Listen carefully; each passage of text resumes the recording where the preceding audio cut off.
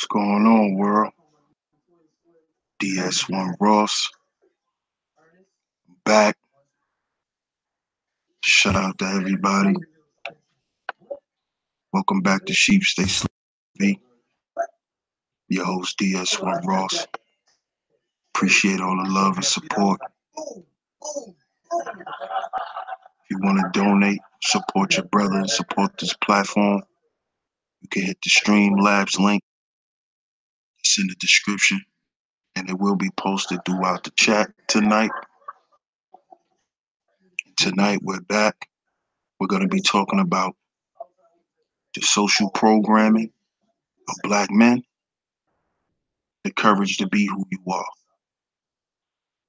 And we're going to have on my brother, hopefully he can still come, my brother Rob. He's going to be here tonight to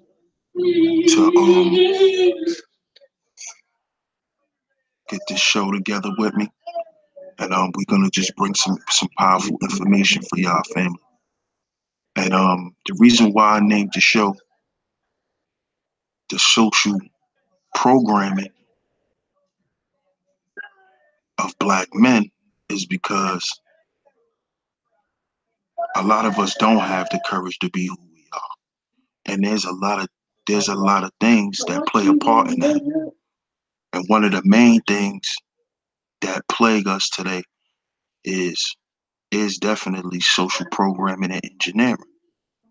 We don't understand how much, the things that we ingest on a daily basis play a part in why we don't have the courage to be who we are.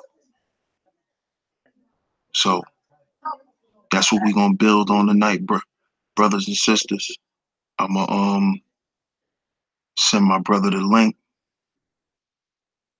and we're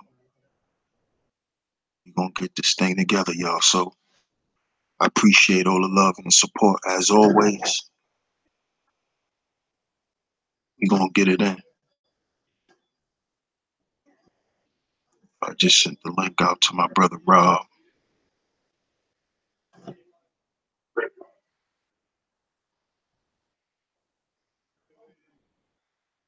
We definitely gotta understand that social programming and engineering is real.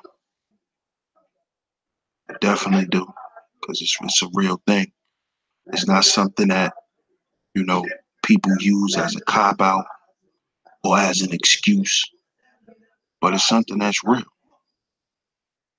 It's something that we all deal with every day. We're all programmed and engineered to a certain extent. We all are.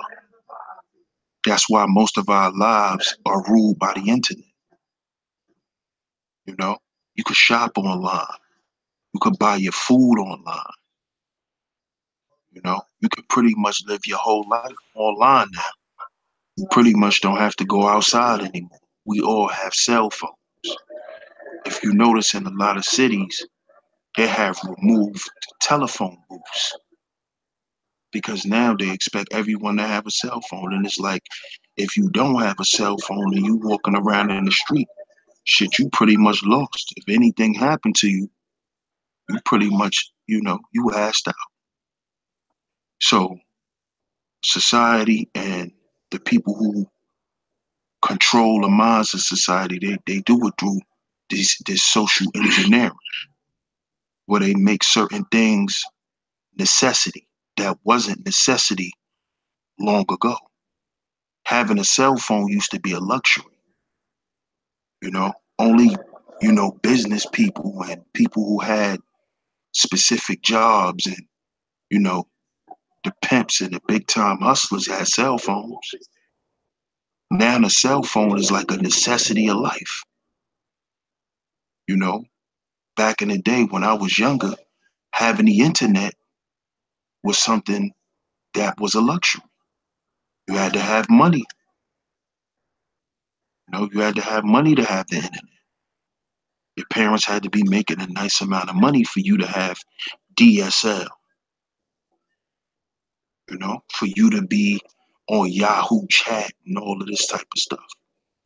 That was a luxury. Cable TV was a luxury. Wearing Jordans was a luxury. Wearing name brand clothing was a luxury. Now all of these things are normalized. Having tattoos, all of these things were luxuries. There weren't things that were necessities or things that people saw as a necessity. But now it is.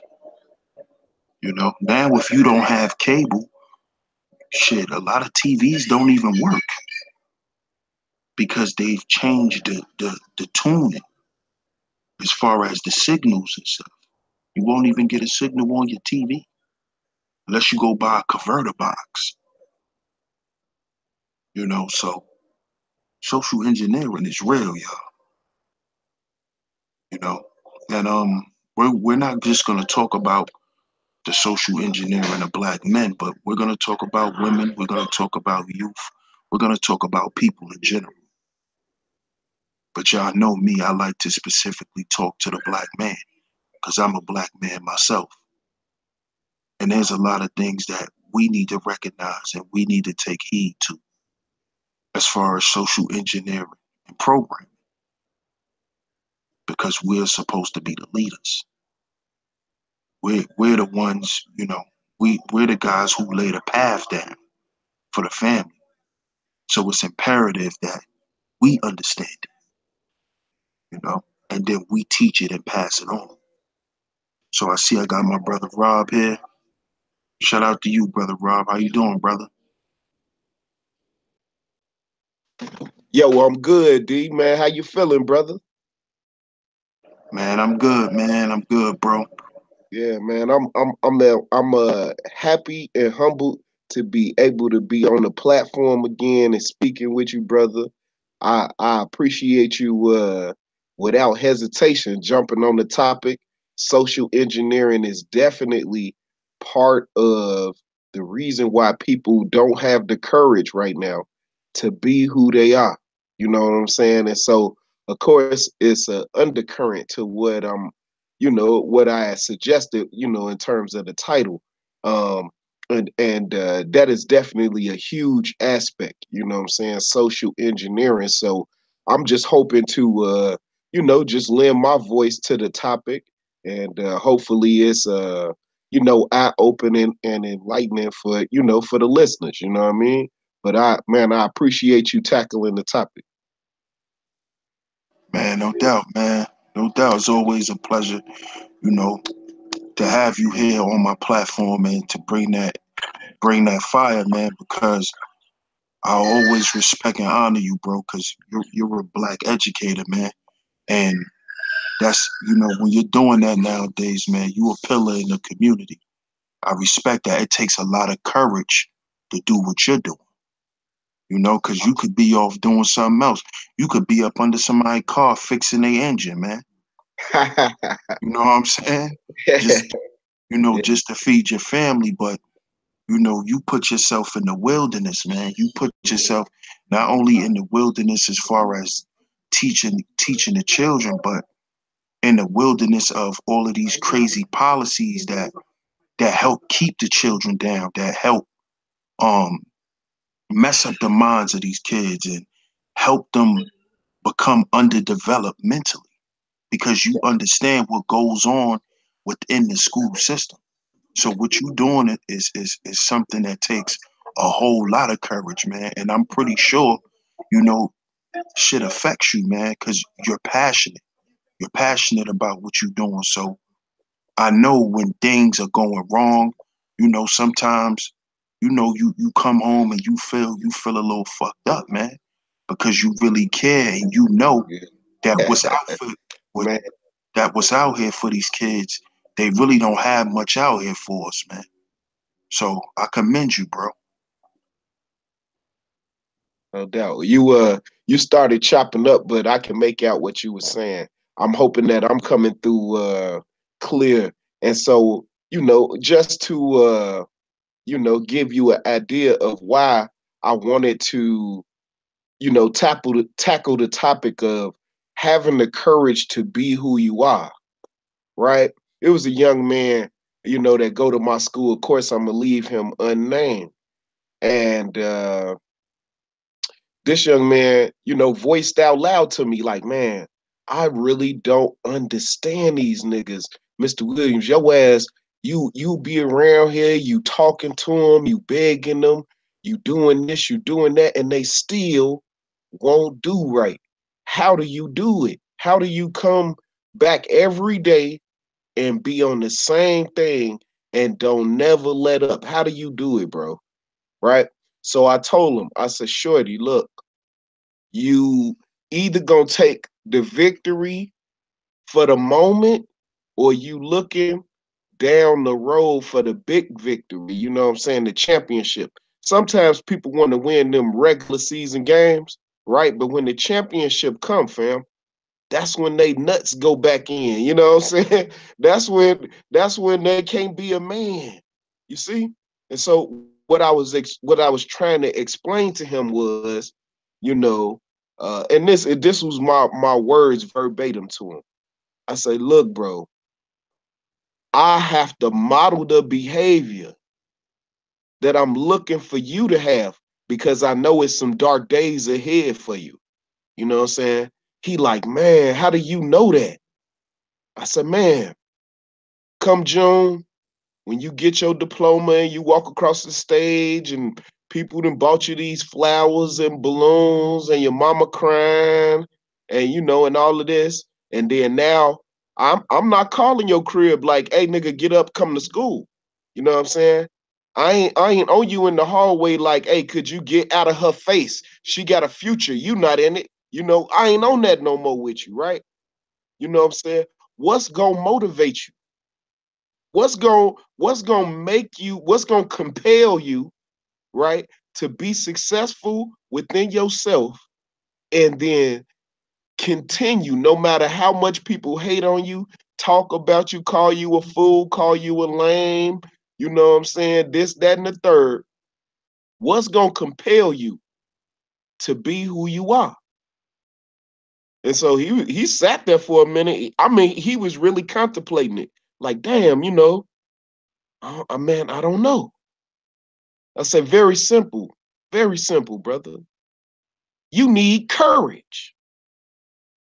You know what I'm saying? You don't need nothing more than that. You need courage. Now, some people call it intestinal fortitude and all these old lavish names.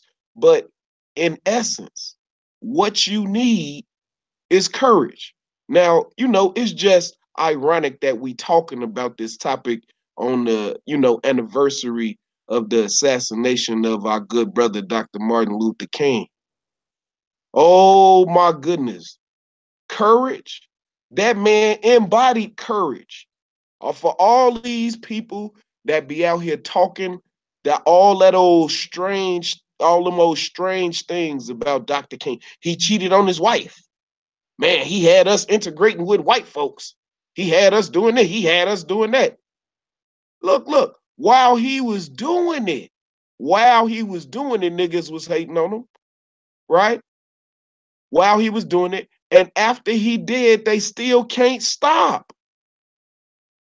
They still can't stop. But did he stop? No, he didn't stop. And what compelled him, fam? What compelled him? Well, he was a Baptist preacher. I guess you could say it was faith. You know what I'm saying? I guess. But to me, in my mind, right? Dr. King had more courage in his pinky than all of the leaders that we see nowadays. You know what I'm saying? More courage in a fingernail clipping than half of these brothers that be on YouTube talking about people silly for not agreeing with their ideology. You see, Dr. King was doing real work, and he knew that them cameras was on him.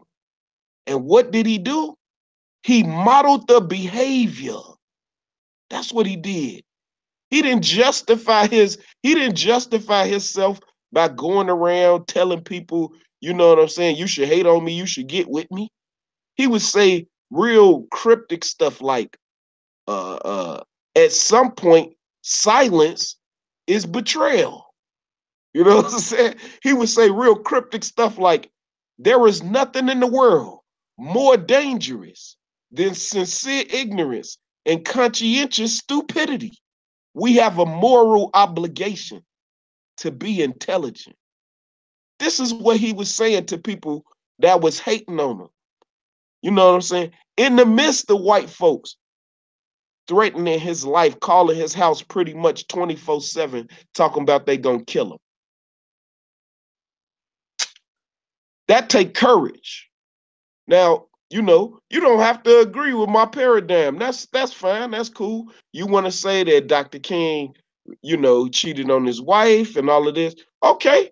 Well, if you want to do that, think about the courage that Coretta Scott King had to continue to march with this man, hold that in, because she knew that the image of her husband was bigger than her.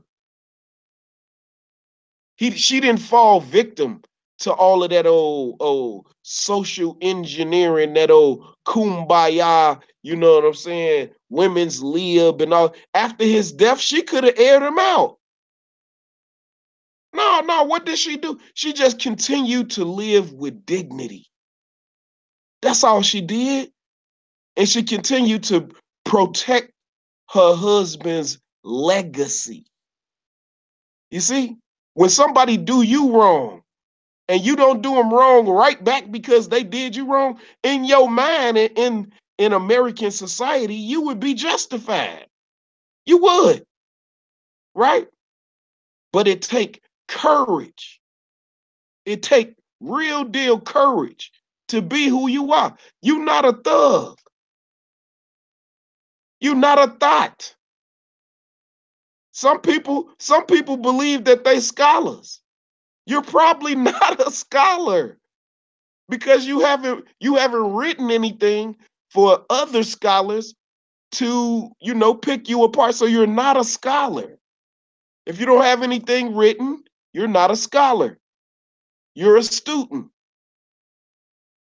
And it takes courage to accept where you are in the world and then compel yourself to put yourself in a position to be able to talk with some authority. That's just real talk now. Now, sometimes people don't like what I gotta say. Sometimes I rub people the wrong way. Motherfucker tell me they gonna kill me pretty much every day. I don't give a fuck. The reason why is because I know what my destiny is. I know what my intentions are. And I go toward them with all courage, fam. I'm not afraid to fail. I just take calculated chances. That's it. I'm not afraid. I could easily go back to the bank and make money. You're right, brother. I could easily just sit in my alley. You know what I'm saying? People know I do quality work. I could just do break jobs all day and make the same amount of money I'm making right now. I could do that. I really could.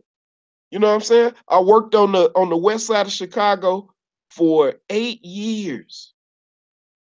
I went direct, fam. I went to the guy that called it and told him, hey, shorty can't sell weed for you in the morning because that nigga got to come to school.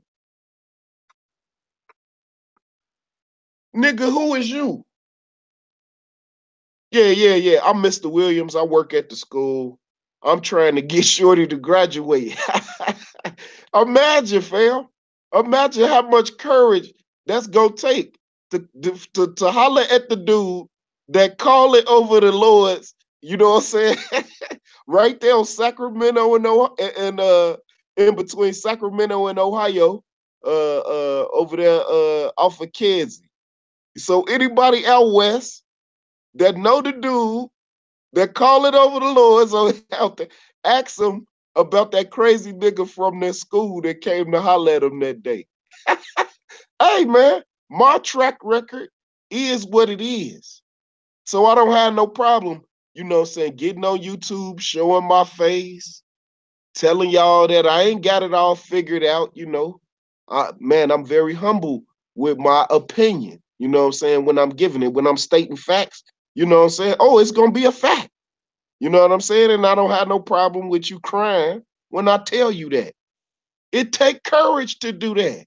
It take courage to tell somebody the truth. That's what it take. It take courage.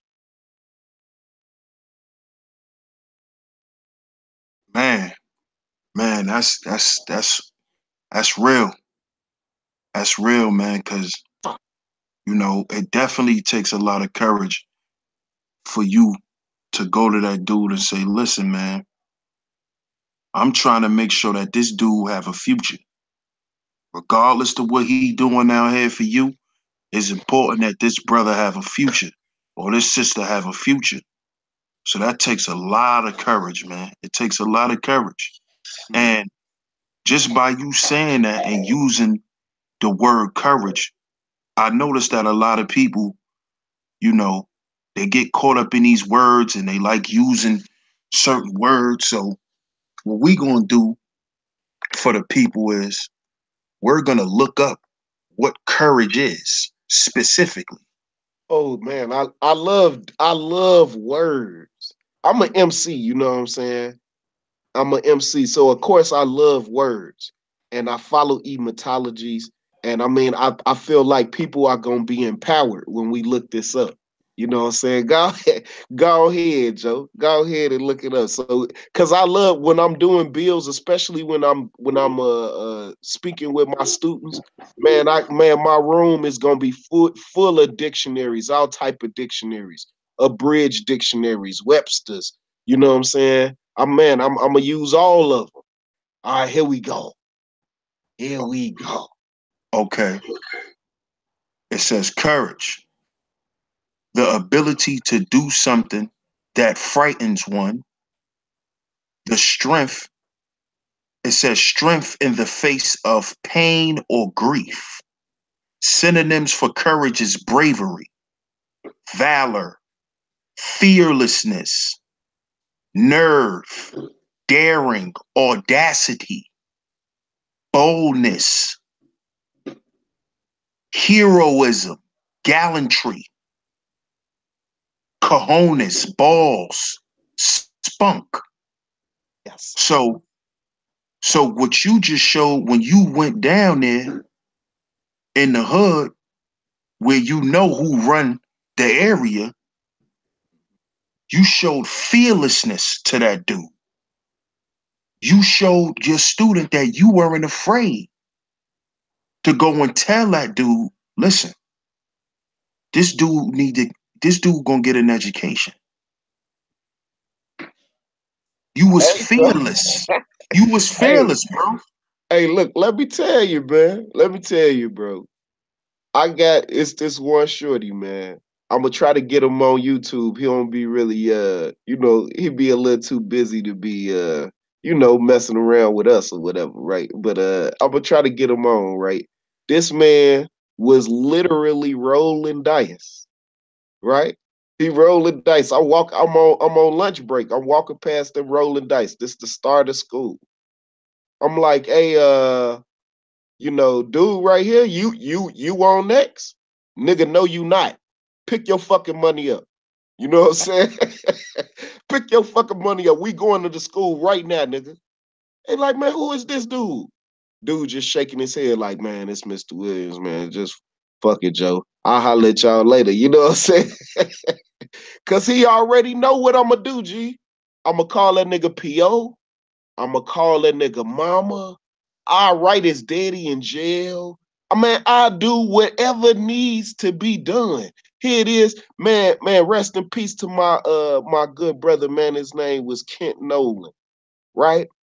He used to see my passion and see me, you know, speaking all these highfalutin ass words and sharing all these intimate details about Black history. He pulled me to the side. The man had a super deep voice, right? He say, "Hey, Williams, come here, come here." I'm like, yeah, Dr. Nolan, what's going on? What I do? What happened? He say, man, hey, come in my office. Come in my office. Right? I come in the office. He shut the door. So I shut the door. He say, Williams, they don't care how much you know until they know how much you care. Now with that, go back out there. I love what you're doing. Keep it up, kid. You know what I'm saying? So, man, bro, that got me to start thinking that, you know what, bro? Instead of teaching kids about the culture of Ma'at, right? Or instead of teaching kids about, hey, you're from Morocco originally. Hey, your ancestors did not come on slave ships. Instead of teaching them that, right? Let's teach them how to agree to disagree.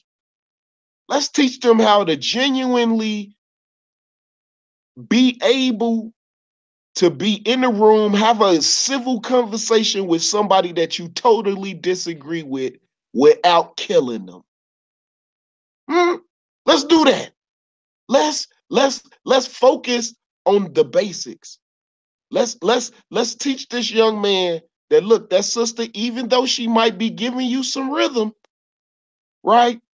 Just because she will, don't mean that you should. Basic shit, bro. You see what I mean? I think we out thinking the problem to the point where our mind is so in the clouds that we ain't no good here on earth.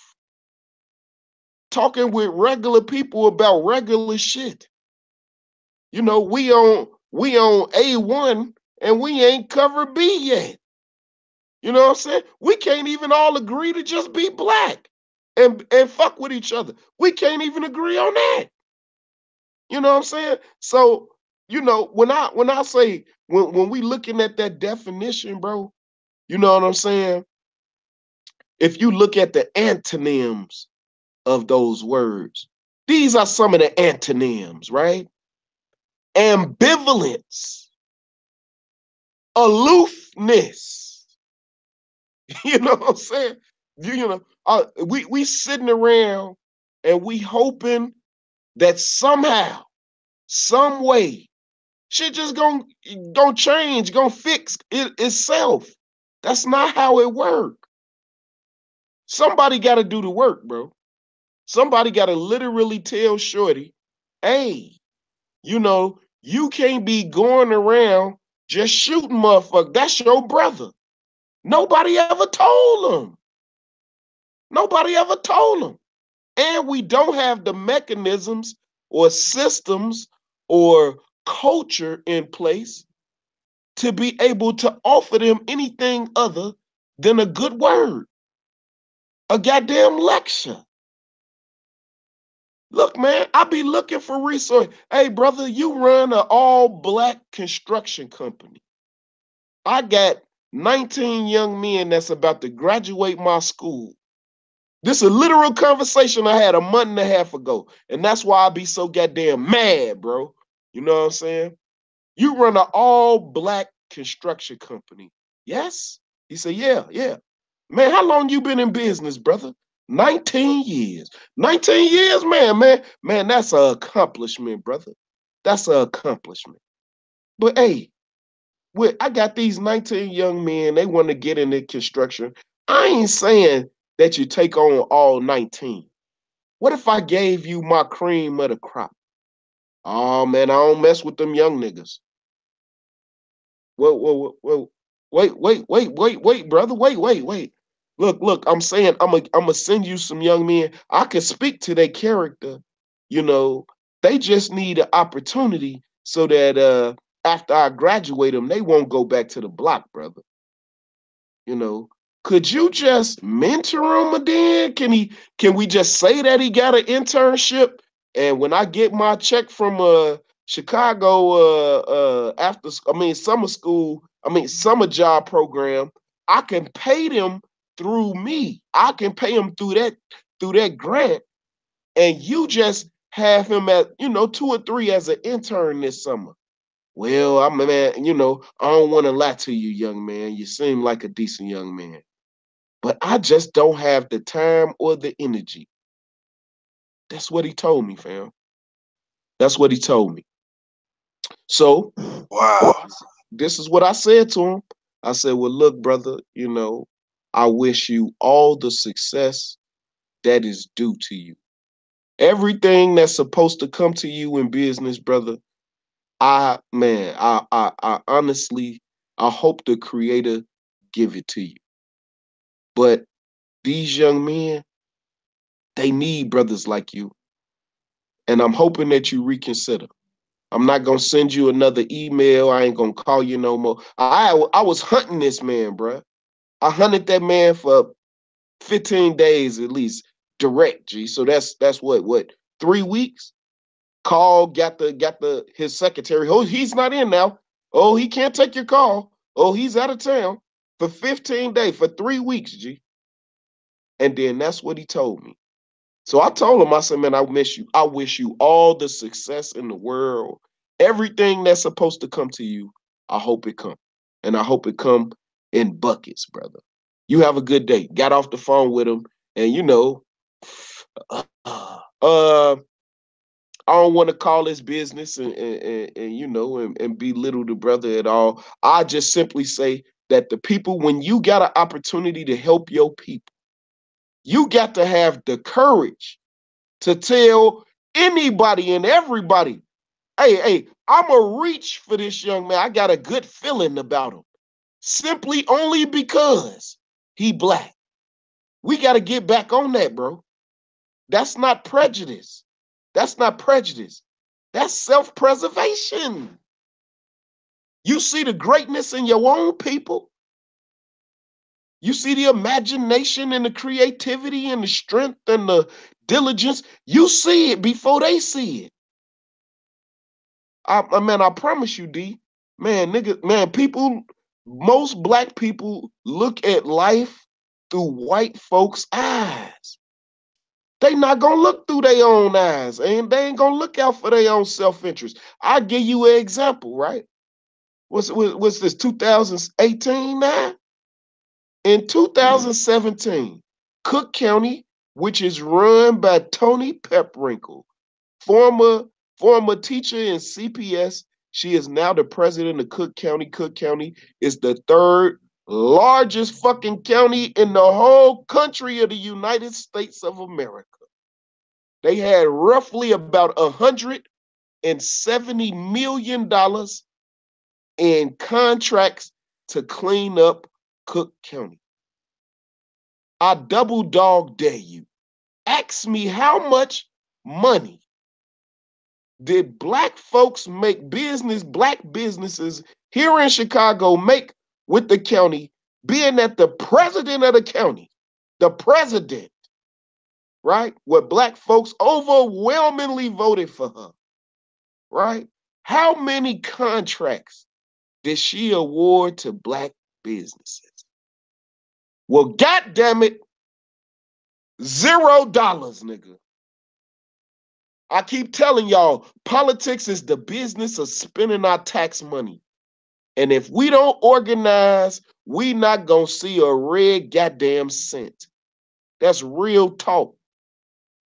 Ain't nobody gonna fix our problem but us. The Savior is not coming, you him.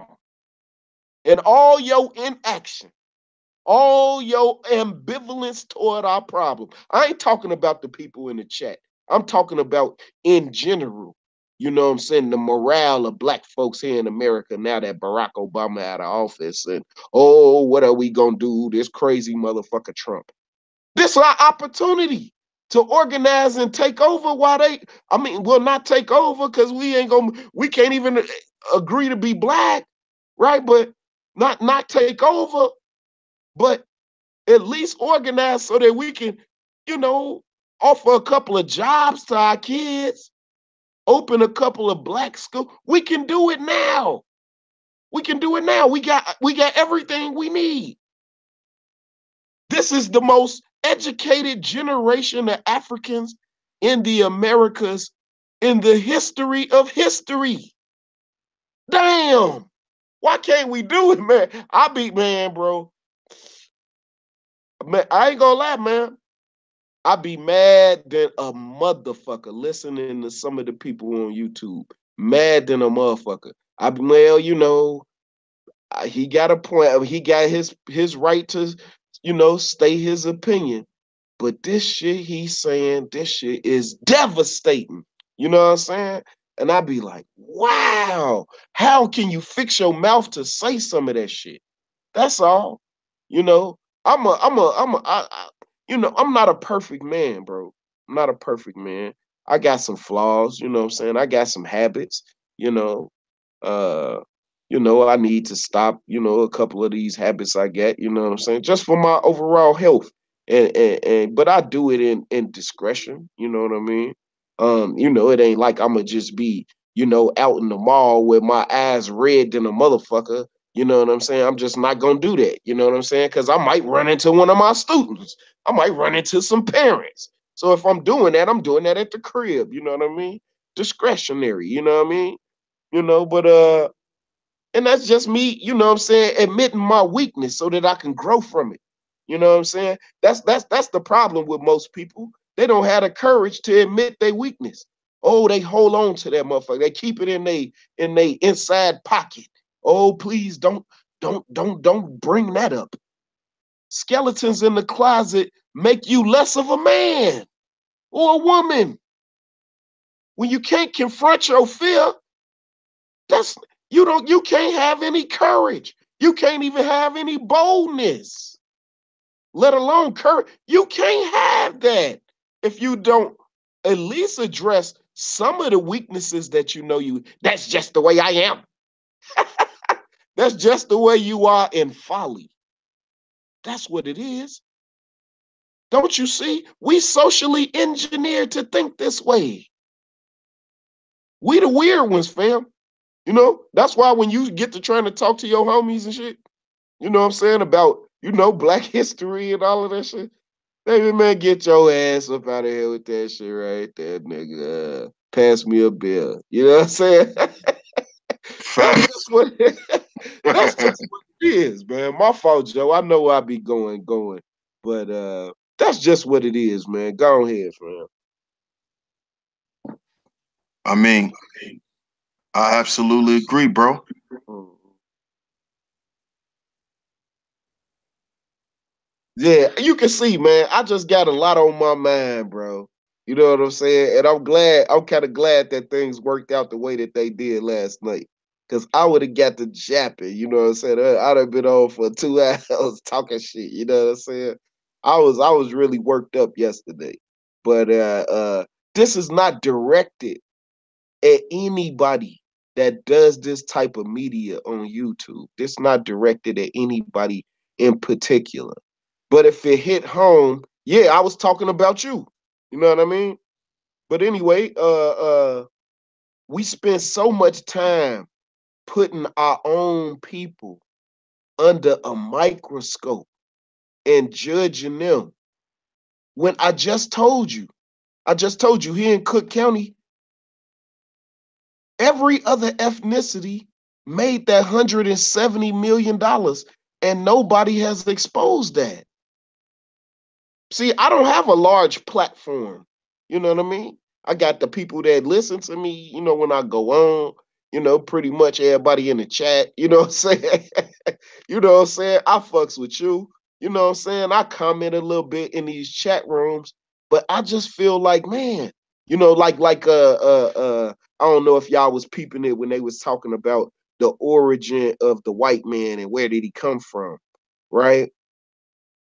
Let's be very, very clear. You know what I'm saying? And history tell the story, right? Uh Race really was invented for economic reasons. And they were invented right here. Please understand that. For the rest of history, race is really a new thing, a new phenomenon. You know what I mean? People didn't go by race. That's only been in existence for about, and I'm stretching here, maybe 650 years. You see? So we living in a social construct, you know, and we have accepted um their definitions. I'll give you an example, and it's a quote from Dr. Wade Noble. He talks about power. If you're not familiar with Dr. Wade Noble's, man, just go and listen to the brother. I mean, man, Anyway, here go the quote, man. I'm getting off the point. The quote go: power. Power is the ability to determine someone else's reality and then make them accept the definition as if it was theirs. I'll repeat it one more time so it can sink in, right? Power is the ability to determine someone else's reality and then make them accept the definition as if it was theirs. In layman's terms, you know what I'm saying? This your life. Oh yeah, this my life. Yeah, man, it's great. It's great. I'm balling. You balling? How? How? Somebody pays you, bro. You're not balling. You don't make money, you're paid. It's a difference. It's a difference. It's a difference between having money and being wealthy. There's a difference. People that are wealthy make money. People that are wealthy make money. They make it. The products that you buy, that you feel like they're a necessity, like a cell phone, for instance. It's not necessarily a necessity. It's just a huge convenience. You see? But you done made it an artificial necessity. Let's be very clear. Necessities are shelter, right? Food, water, the ability to reproduce, those are necessities. You know what I'm saying? Cell phones, cars, $300 belts, not a necessity, fam. It's not. You know what I mean? That's just the bottom line. And until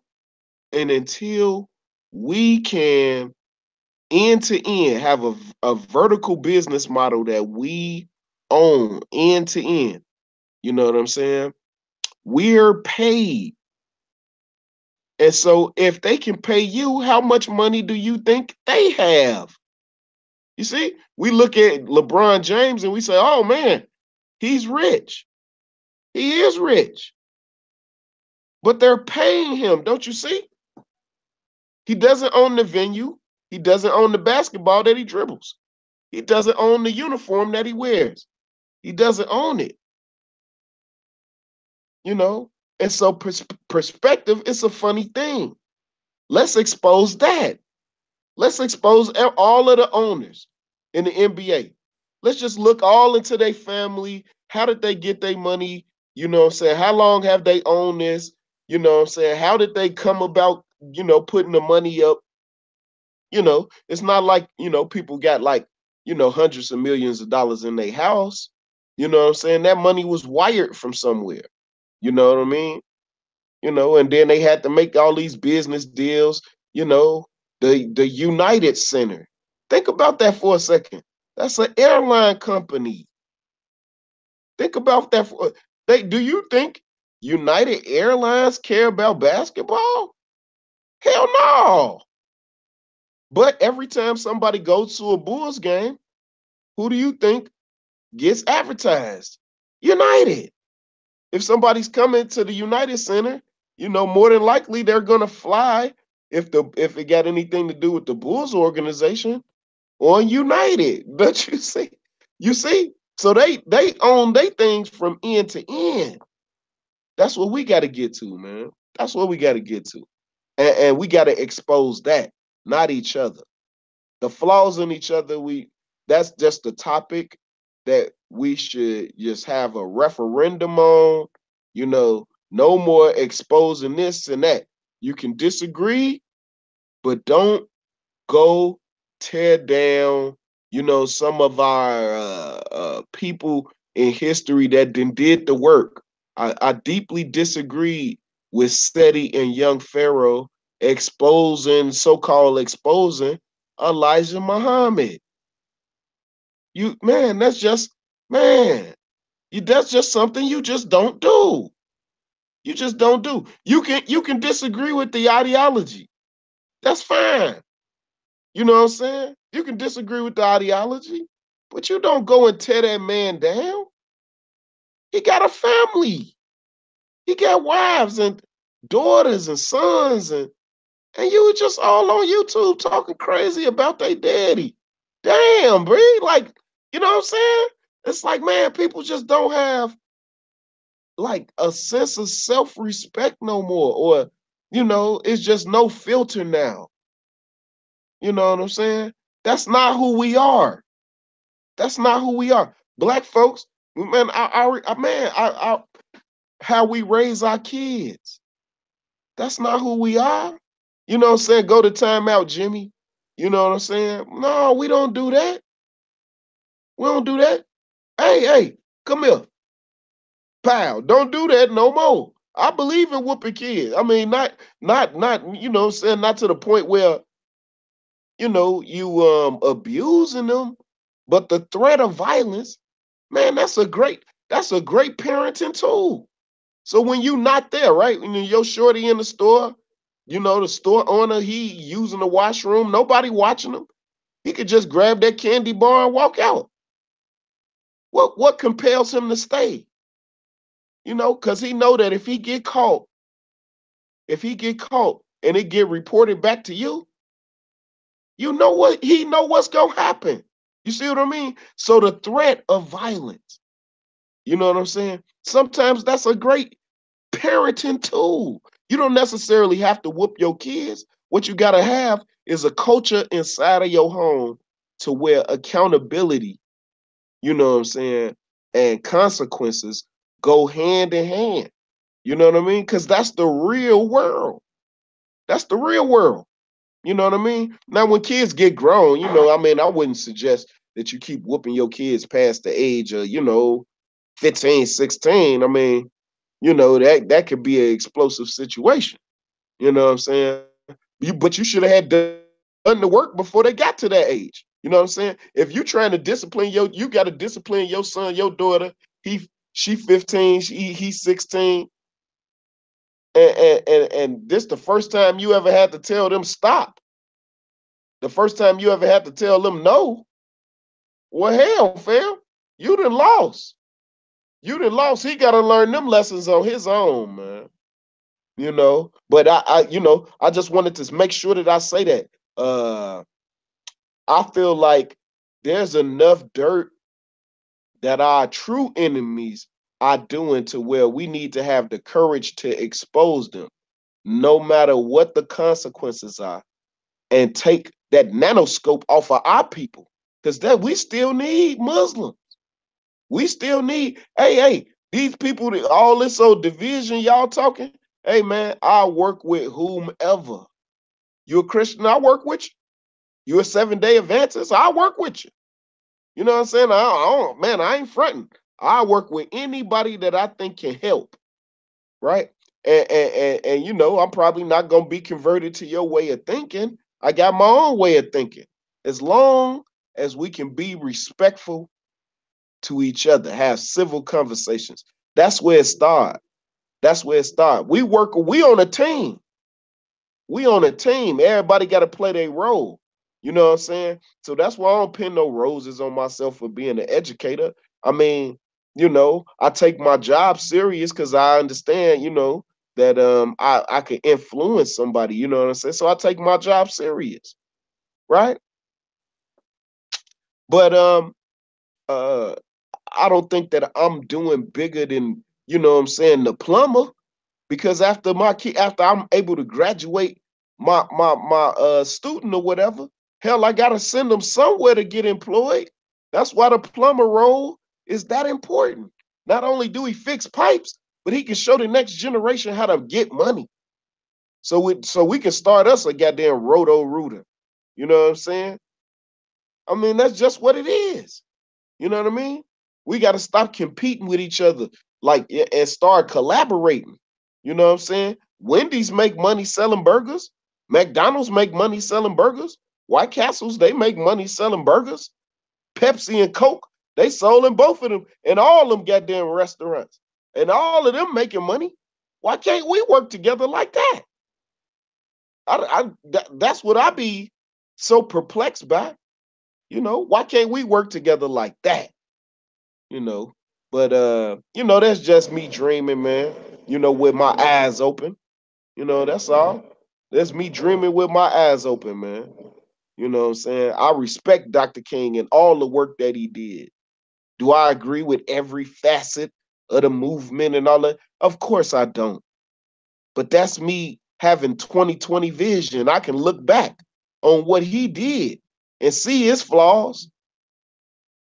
Wait till somebody look back at our flaws. You know what I'm saying? That's why you gotta stay humble, bro. Humble. It's a degree of intelligence and having the ability to be humble. Because you can learn something now. The man that know everything can't learn nothing.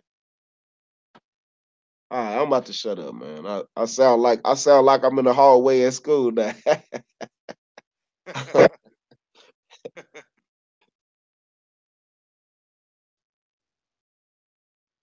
You can go ahead, fam.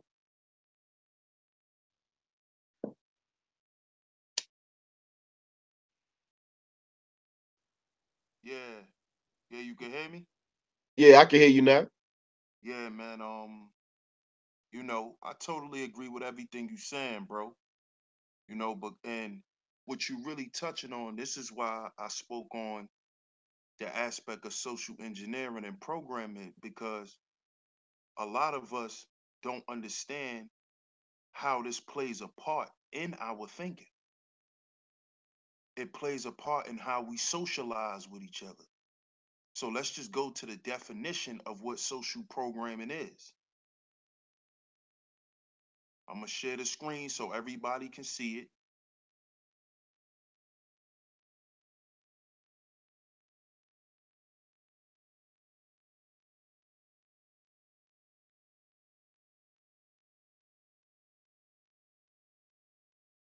It says social programming is the set of instructions each of us learned to fit in with society.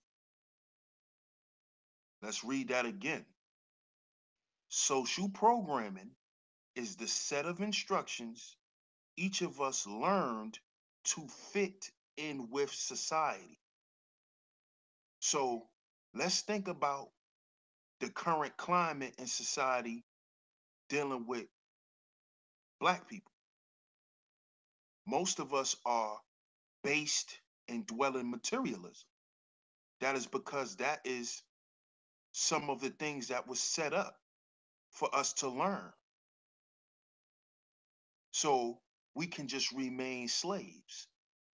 Because what we'll do is, if all we want to do is look fly and go out and party and be drunk all the time, we'll stay just going, having our little jobs, and you know, never really accomplishing nothing in life.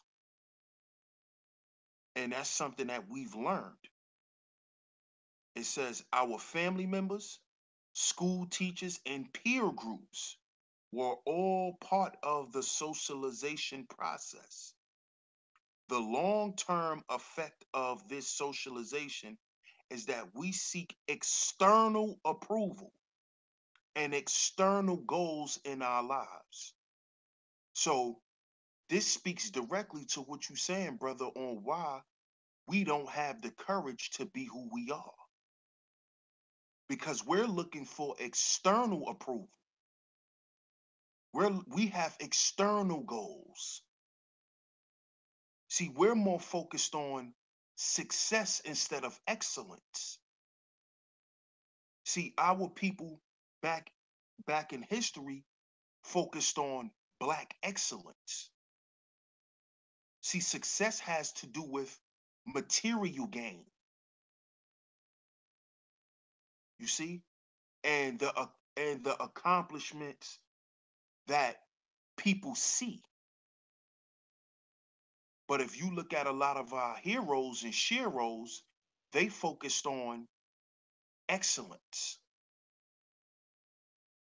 and showing and proving who we are internally. And that's what courage is. It's an internal thing, not an external thing. See, when you have courage, you're not looking for no one to approve who you are. Courage is something that comes from within. And the reason why a lot of us lack courage is because we're looking for external approval. We're looking for that person to say, "Oh, he's smart. Oh, he know what he talking about. Oh, he got money. Oh, look at his car. Oh, look at his belt." And this is why we don't have the time to focus on the things that really matter, like life itself. You see? And like they said, our family members, school teachers, and peer groups. So even a lot of our movements have been basically shut down through this process of social programming. And I know this for sure because I used to work in a school. One of my homeboys, his parents, they own a private school. And I was working in the school. And they were trying to get um they were trying to get funded for their school from the city. And they had a lot of trouble with getting the funding. So what they started to do was they started to reach out to local politicians in New York. And they end up contacting Al Sharpton's office. Now, we all know, well, not all of us, but if you got the information, we all know that Al Sharpton is a sellout. He sold his people out for what? External goals, the perks in life. This is why he sold out black people. So they came to the school, and I'm gonna be honest, bro. I went off on them dudes. You know, I went off to the point where them people left. You know, because I pretty much exposed that they weren't there to help us get what we needed. They were there to have a fucking um they were there to have a damn news moment because they came with news cameras. So the story on TV was how Al Sharpton came and tried to help this school, and hopefully they're gonna get their funding because of Al Sharpton's representation. And Al Sharpton wasn't even there. But this is what these peer groups and these people that we think are down with us, this is what they're doing. They're selling us down the road for external goals, for the perks in life, for the external approval, you know? And what one of the guys who were there and that was representing his office, he pulled me to the side and was like, "Yo, man, um, I got my own company. If you need a job, just holler at me." And I took the card, and when I went back into my office where I was working at, I sat back and I thought about it, and I said, this dude just tried to buy me off. He tried to offer me money because this is how they shut down a lot of our movements. This is how they kill the voices of our people, the true voices. They buy them off. This is what he tried to do because he figured if he hired me and he paid me enough, I would stop the activism. I wouldn't worry about my people no more because I'm doing good, because my family is okay. You see? And that's because this is something that's learned. They teach this. This is why now the cell phone is normal. This is why now the internet is normal. Because these are things that was introduced to us in, like they say, it's a set of instructions. So now when you buy a new apartment, They have a lot of the companies that just come to you. Spectrum comes to you with the internet package. So you get your cable, your phone, and your internet all in one, and you pay a set price. You see, it's interwoven into the fabric of society now. Like I said earlier, this is why they took the phone booths off the streets. Because before, if you didn't have a cell phone, you could stop and make a call at a telephone booth for 25 cents. But they got rid of that and made sure everybody had a cell phone. Not only do they use that as tracking devices, but it's a mental trap. It's a mental trap. Because now it's like, what do I do without my phone? And all you gotta do is go on social media and you'll see people posting, my phone is broke. I don't know what to do with myself. My phone is broke. I'm lost. You see this. And this is due to the effects of social programming and engineering. And look at the first page that popped up. Social programming in the matrix. You see? Everything in it can be shaped and molded to your liking. You see? See, we like to talk about the matrix, but we really don't like to speak about how we're all in the matrix. We all live in the matrix. All of us. If you got a cell phone, that's matrix technology. All of this stuff is tools of the matrix. All of it. All of it. Because it's a set of instructions. It's a guideline. It's procedure now. These are things that must happen in order for society to thrive. So we're all part of it. And you absolutely right, brother. We got to start calling this type of shit out. Because our children is socially programmed to wear these high fashions. Or they don't feel like they're good enough. If I don't wear name brand, I'm not good enough. She's not gonna like me. She's not gonna like me. I'm not handsome.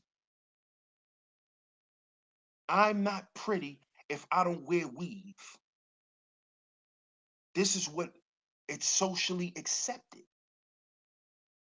And what we're doing is we're not challenging those things because we don't have the courage. Because we don't have the courage. We don't have the courage to say, F your approval. F what y'all think about me. We don't have that courage no more, brother. Man, I feel like you so right, bro. You know what I'm saying? And while you was sitting there talking, I mean, all kind of stuff flowing through my mind, man. I'm thinking about uh uh so many times I done heard parents give kids like the worst advice that I done ever heard anybody give. You know what I'm saying? And you know, even though that ain't my job, you know what I'm saying? I didn't know exactly how they was gonna take it because you know people funny. They funny about, you know what I'm saying, when you give them some advice on parenting. They funny about that shit. I'll just be honest with you, right? And everybody know that. That ain't no breaking news, right? Man, you know what? I think that's just too personal. So I ain't gonna share that. But I just say right there out loud. Some of us just got to be realistic. You don't know it all. You don't know it all. And so when somebody that got research that can pretty much prove to you what they saying. It's contingent upon you. It's contingent upon you to listen. Look, right? Social engineering, the only way we can really expose it and people grow from it, right, is if they willing to listen. They got to be humble enough to hear the words. Look, right? Don't take my word for it. I'm going to give you the references. The man's name is Edward Bernays. Edward Bernays is considered the father of propaganda. After Edward Bernays, next person in line would be B.F. Skinner. B.F. Skinner. Edward Bernays is the one that got the United States to change it from the Department of War to the Department of Defense. He's the one that started the cigarette campaign that got women to start smoking cigarettes, and Philip Morris hired them before they was a multi-million-dollar company.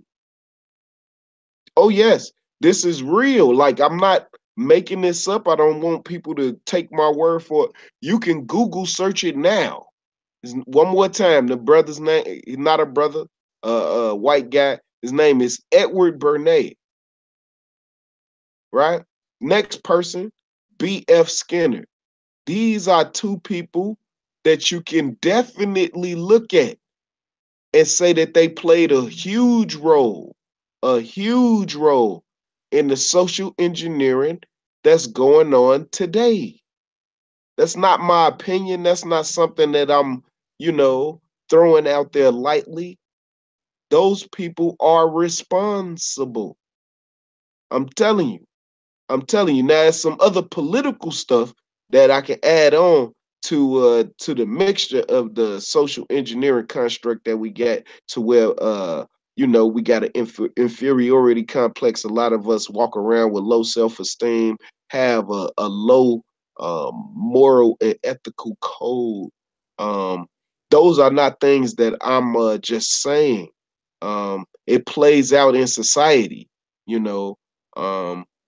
In order for things to change, the people that know that it's wrong has to have the courage to say that it's wrong. That's why I wanted to build on that topic, bro. You know what I'm saying? You got to have courage to be who you are. You the person that you know that some of this shit is wrong. You can't go along to get along no more. Them days gone. Them days is gone. And anybody that don't believe it, ask the dude that was talking about well, no, I shouldn't say that. I'll just say that those days are gone. They gone. You know what I mean? So with that being said, I'll fall back. But one more time, the two guys, Edward Bernays, and B.F. Skinner. They are the two guys that are responsible for the social engineering that prevails society today.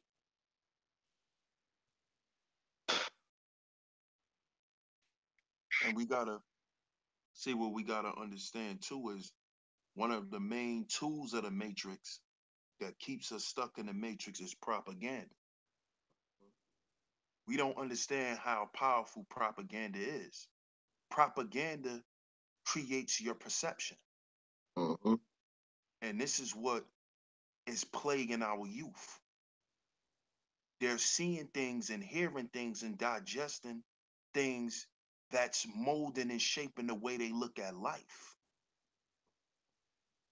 And this is why a lot of our boys don't have the courage. This is why they could sit online with their homeboys and curse each other out and talk all tough to each other, but then won't throw their hands up. It's because that's the cool thing to do. Because that's what we've been socially engineered to do Mhm. through propaganda. So Let's look up propaganda. You're going to look up propaganda. I'm going to share the screen once again. So y'all Oh think man. I'm making nothing up.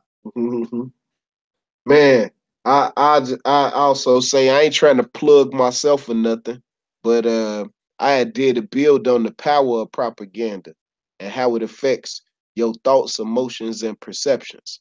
And so I'm very familiar with the topic, and if y'all want to revisit it, man, all good. Oh yeah, we definitely could come back and we could definitely present your presentation to the people, and we definitely could do that, bro. But see, as y'all could see here, I'm sharing the screen. As y'all could see here, y'all see warriors, y'all see Trump. All propaganda rules and creates all of this. You see, we didn't pay attention to the propaganda that was pushed in order for Trump to become the president, for him to get elected. You see, or selected. Look at these guys here. War. What do you think creates the war? What do you think creates the perception of the people of the countries that are at war? Propaganda. That's what commercials are. Propaganda. So let's read the definition. Propaganda is information, especially of a biased or misleading nature. Biased or misleading nature. That equals lies. Used to promote, used to promote or publicize public, society, used to promote or publicize a particular political cause or point of view. Synonyms: information, promotion, advertising, publicity, spin. Pay attention to that one. Spin. And this is what they're doing to us. They're spinning us. They're spinning us. They're spinning you to the Michael Kors store. You see? Because they're telling you you ain't shit if you don't have a Michael Kors bag, ladies. This is why you run your ass to the Michael Kors store when you get your tax check. Because they spent you. They advertised it so much to you that it becomes normal. You see? And we have to all understand that we all are victims of this. It's not like we're out of it because we're speaking on it. No. Shit, sometimes I catch myself confused and spent. One time I was waiting at a bus stop, waiting at the bus station. I was hungry.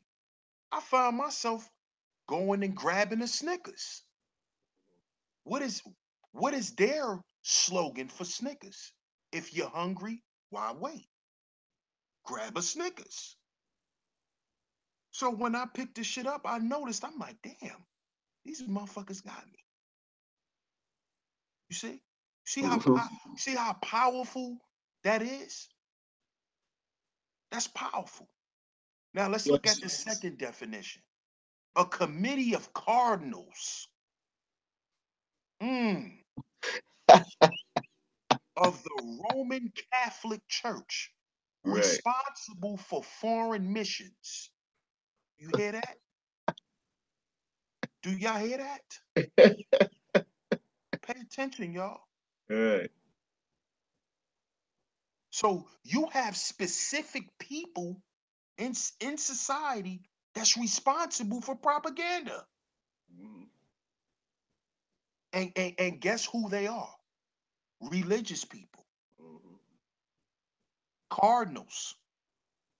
That's a religious title, to be a cardinal. You see? This is why religion is one of the biggest money makers in the world, with all these goddamn mega churches and cathedrals, because they control propaganda. This is why when a candidate is trying to be elected, where do he go?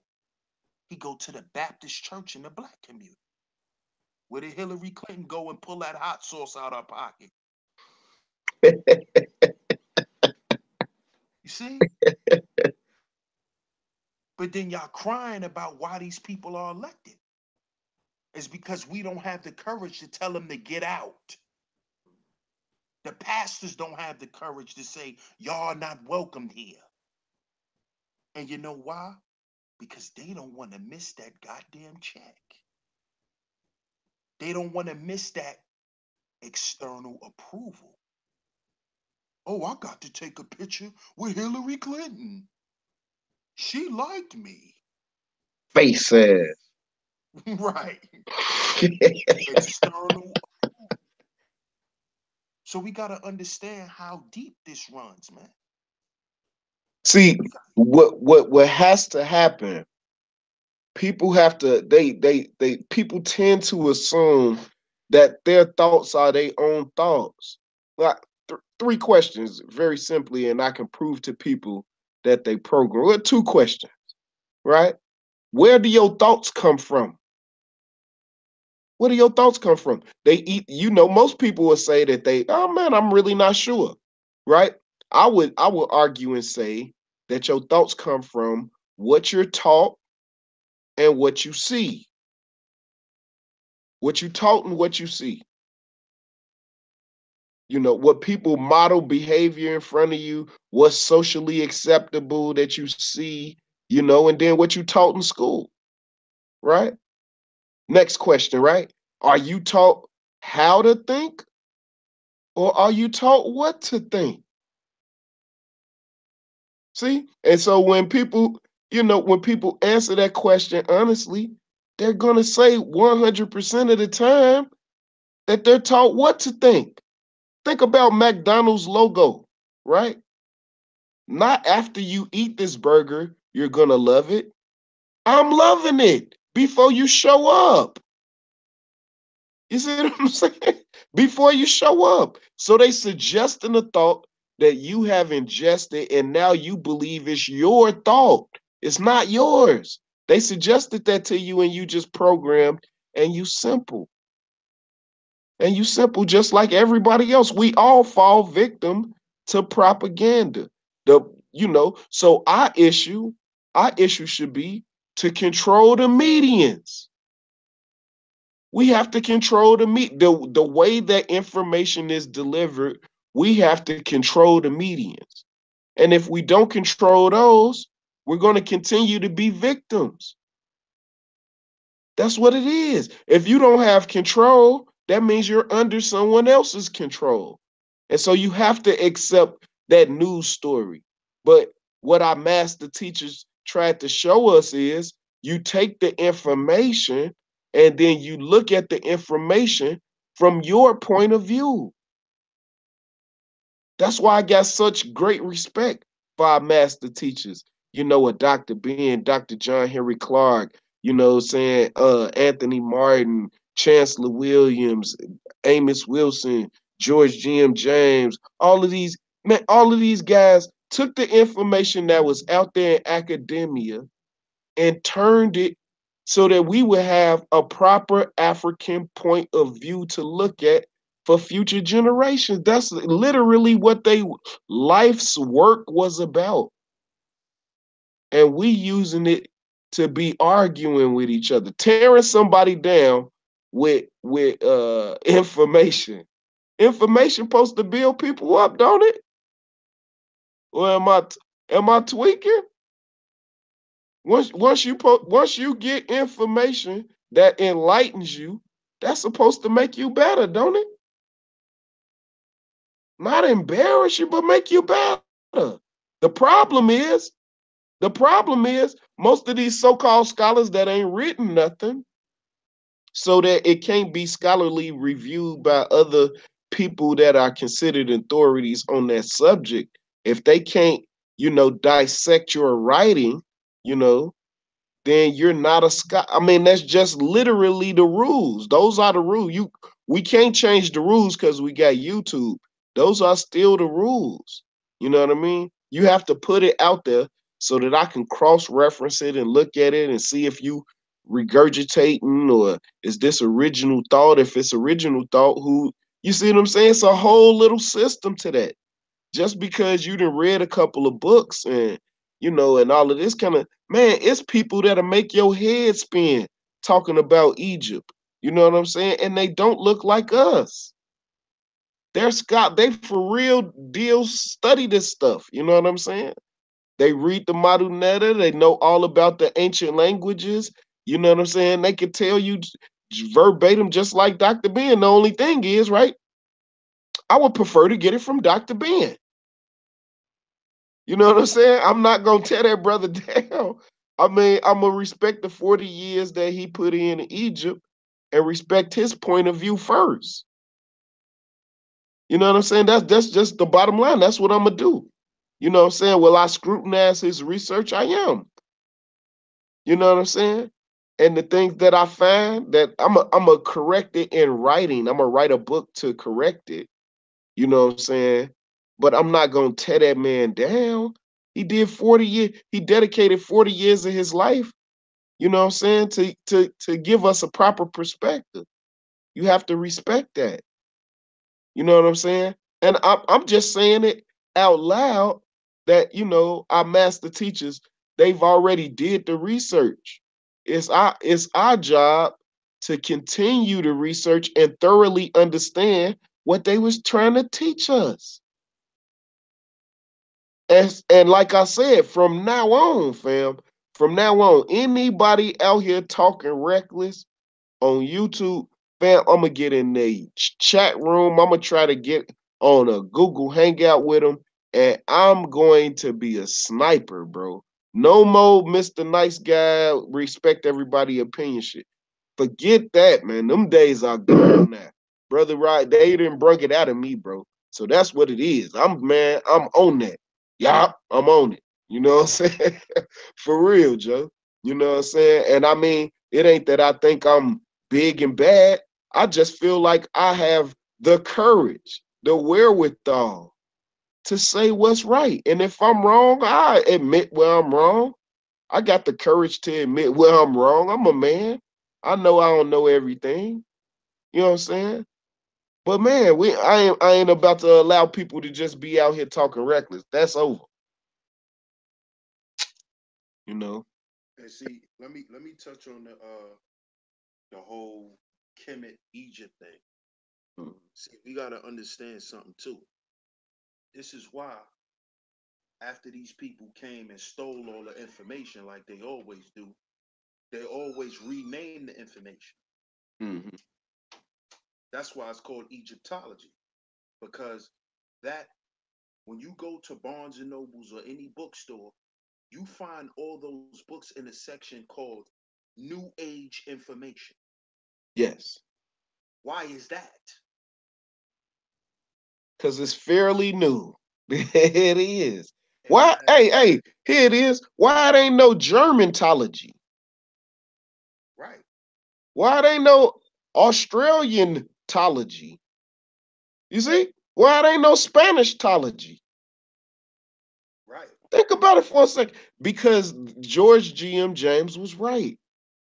They built their culture off of our story. They didn't have a culture before they met us. That's it. That's it. If you're a Vandal, right? That name come from somebody. That come from the people that destroyed the Roman Empire. Vandals. The man, I mean, like, man, bro, literally, Joe. You know what I'm saying? If we just start looking at definitions and looking at the history and looking, man, you know what I'm saying? We'll clearly know who we are and then clearly know who they are. And then that's the other thing I want to say. If you don't have the courage to love yourself in public, I'm black, I'm beautiful, I love myself. If you can't say that in public in front of other people, man, you brother, I'm continue for people that pray, I'm gonna tell them about you. Yeah, man. Hey, put them in there. You know what I'm saying? Pray for this brother. Have some courage. Look, right? We be at work. We was talking about Stephon Clark, right? You know, and man, I'm so disturbed by the story. But anyway, we talking about Stephon Clark, right? Some of my other co-workers come in, right? Why tell me why people start whispering?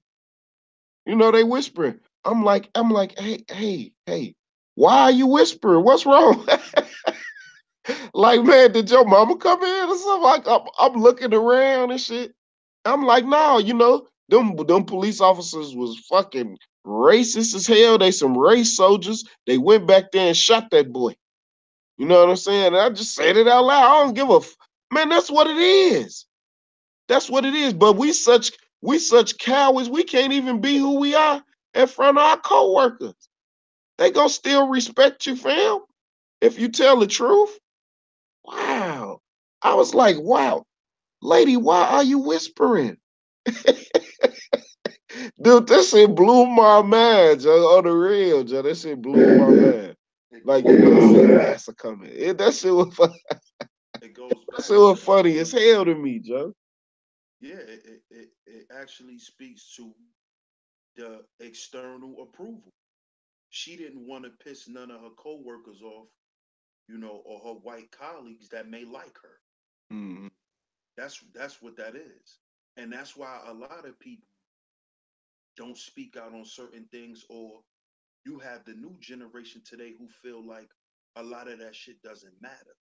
And mm. this is why we have the youth tearing down our heroes and sheroes who paved the way for them to even have a voice today. Because this is part of the social engineering also. We're taught to tear down what was built for us and not understanding that each generation is getting weaker and weaker because we're tearing down our history. Right. So what happens is now you have this rush of all of this new age information that rules the minds of our youth, where they think that they could rebuild something and they not building anything. They're actually being taught and instructed to destroy everything, but they don't see that. See, they don't understand that the social template is being pushed to them to destroy the image of Malcolm X, to destroy the image of the Nation of Islam, and to basically denounce what they've done for the black community. Martin Luther King, they don't know that they're being engineered to speak this way. And it's happened time and time again. It's happened even back in the day. And it's going to keep happening until we understand how deep this social engineering is. And this is why it's important we keep our history intact and we uphold our people. No We doubt, hold them, bro. we hold them in high regard because what that does is that immortalizes them. Mm, You see what I'm saying? A lot of our people now it's not even being mentioned. Like it's very rare now. Do you even see schools celebrate Black History? That shit is just another day now. right. They And might that, they might celebrate it the last Friday of the month. You know what I'm saying? right, right. And they do that because they're trying to wash out the memories. They don't even want us to think back in our recent history, but they'll tell your ass to go back to Kemet. Right. And they'll tell you that because all of these Caucasian archaeologists and all of these people who actually went down there and found out the real information and not people who just regurgitating shit They heard people say through YouTube videos, these white people actually went down there. They went into the temples. They went into the tombs. They got bones and tested them. We ain't got the money to do none of that. So this is why they took all that information, compiled it, and put a new spin on it called Egyptology, which is part of New Age information. Right. This is Right. what these dudes are. They're New Age scholars. They literally studying us in real time. They literally studying us in real time. Egyptology, they literally studying us in real time. And I mean, this, Dr. Amos Wilson said best, man. They can't be who they are unless we are who we are. They power flow from our weakness. You know what I'm saying? That's where they power flow from. It flow from that. You know what I'm saying? And until we got the courage, you know what I'm saying, to put down that social engineering that's given to us, until we willing to do that and truly know who you can't truly love yourself until you know who you are. Who are you loving if you don't know who you are? Our story is that special. You know what I'm saying? To where I truly believe that if you teach a kid young, you know what I'm talking about? You teach them young about Fannie Lou Hamer. You know what I'm saying? Medgar Evers. You know what I'm saying? Teach them about these people. Harry T. Moore, Robert F. Williams. You know what I'm saying? Teach them about these people, and what they did, what they stood for. Marcus Garvey now. You know what I'm saying? What they stood for. Right? And maybe leave out the part, you know what I'm saying, just like how they do, right? Maybe leave out the part where the brother had a couple of drinks and fell on the curve in front of Fifth Avenue one Saturday in Harlem. Like, man, like, come on, man. But anyway, you know what I'm saying? When you teach them kids young about, bro, you should have seen how these shorties was acting when I showed them Robert F. Williams and Deacons of Defense. When I showed them who he was and what he said and how he said it, and then had the man, it's like a YouTube documentary I think they got on him. You know what I'm saying? Showed him in his own words. You know what I'm saying? Told him about Dixie radio and all of that. Man, dude, the shorties went wild, G. Went wild, like, hell yeah. You know what I'm saying? We gonna get on that. You know what I'm saying? I'm like, nah, you know what I'm saying? That was the 60 things was different politically, you know what I'm saying? You gotta be careful, we gotta be strategic, blah, blah, blah. But how empowered they were, bro. You know what I'm saying? How empowered they were when they just heard about him. Robert F. Will. People don't even mention the man's name. You know what I'm saying? Don't even mention the man's name. Don't even know who the hell Fannie Lou Hamer, who is that? You have no idea how many times I hear that from grown folks. I ain't talking about the kids. They kids. I ain't blaming them. They kids. It's our job to teach them. It's our job to get excited when we start talking about our own history, because we modeling the behavior. You see, when they get older and got some free time and all of that, what you think they gonna want to know more about their own story? You know what I'm saying? But you got to teach them young when they, you know what I'm saying, when they ripe, Joe, and they got the energy behind it. All of the major movements, it was by young people, man. It was young people. That's just what it is. You know what I'm saying? That's just what it is. I agree. I agree. So I ain't gonna hold you too much longer, big bro. But Yeah. before we go, let's give the people some solutions. So um, what do you think some solutions are? You could give the people how many solutions you want, and then I'll give my solutions, and then we could close out. No doubt. No doubt. Well, at first I ain't gonna lie, I used to feel like cultural identity. would have been the number one thing to try to spur our people to unite and start working together on little things. So I've been at that for a while. I ain't gonna lie, but I've been at that for a while, and it's not working out too good. So my solution now, I give to the people: try to get around some people that's doing better than you, so that they can elevate you. You know what I'm saying? Try to get around some people.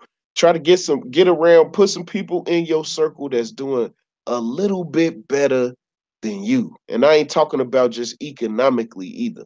You know what I'm saying? A lot of us are morally and ethically deficient. You know what I'm saying? Get around some people that's doing a little bit better than you. You know what I'm saying? And then try to make sure that you stay in contact with like-minded individuals. You know what I'm saying? Stay in contact with them. You don't do nothing but just, hey, what's up on Facebook, or call them, text them, man. You know what I'm saying? Because we got to keep this small little circle, man, because the masses, they running rampant right now. You know what I'm saying? They running rapid. So once all like-minded individuals, once we can kind of get a little small network together, I got a plan. You know what I'm saying? I got a plan. You know what I'm saying? Just like how I had the 70-30 rule plan, I got a plan on how we can start spending money with each other exclusively. My solution is, you know what I'm saying? That was long-winded. My solution is, though, plain and simple, and this would be the walk away. We got to start being prejudiced with our money. You ain't even got to call nobody no cracker. You ain't got to get on YouTube and talk about Stephon Clark. Ain't nobody going to know nothing about what you doing. You just got to be prejudiced with your money. Every time you can be prejudiced with your money. You know what I'm saying? And then us linking up together with like-minded individuals, like I say, just keep in contact with them so that you can put them on to this little plan that I got. And I'm hoping to get it launched this summer. So stay in tune for that, man. You know what I'm saying? And that's my solution for tonight.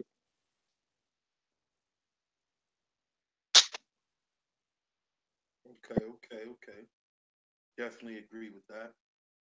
My solution is, first thing we need to do is we need to fast.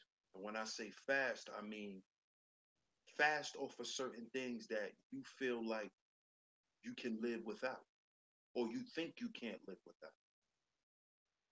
You know, just give yourself a couple days at first. Stay up off YouTube for a while. If you feel like you addicted to it, you feel like you addicted to BS, the entertainment and all of that, fast from it. See how you feel when you're not looking at certain things. When you know, um, fast off of the music that you listen to, because a lot of the music is what influences those thoughts too. Start listening to other things instead of just coming on YouTube and listening to music. Listen to lectures. So that's one of my solutions. First, we need to purge our minds of certain things. Now I know it's not going to completely go away because that's impossible. But let's start with that. Only look at things that's going to benefit you. And you can even look at self-help videos that's on YouTube that'll help you purge, because we need a change in our paradigm. And the way we're going to change our paradigm is if we change the way we think. So first, I feel like we definitely need to fast and stay away from certain things for a while. And then the second thing that we need to do is we need to constantly be around the people that's going your way. Stay in your lane and be around people that's going your way in life. Be around the people that want to go ahead, not people that want to go backward or people who want to stay stagnant. Because that's another thing that affects our thinking. And that's proven through the definition of social programming. It affects everybody, your family members, your friends. So certain friends got to cut off. Can't cut them off right away because a lot of the people that's in our life that are toxic and that's catering to our mentality has been around us all of our lives, or maybe 20 years plus. So fast from them. Give them 2, 3 months. You know, sit back and just watch them from afar. See if they're growing in any way.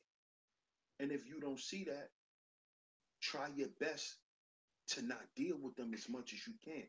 Deal with them in splurts. Or let them come in your environment. That way you can control what goes on. That way you're not fully affected by their toxicity. So those are things I feel like we could start with, family. So I appreciate you, Brother Rob. It's always a pleasure building with you. And like I said, bro, we could definitely set that show up where you're presenting your presentation, about propaganda and how deep it goes. So just hit me up about that, bro, and we could get to it, man. So any last things you want to say to the people? Um, I just say that what motivates me every day, purpose, bro. Purpose. I try to live a purpose driven life. You know what I'm saying? Like, man, I'm getting up, I'm going to work, I'm gonna try to be as inspiring as I can.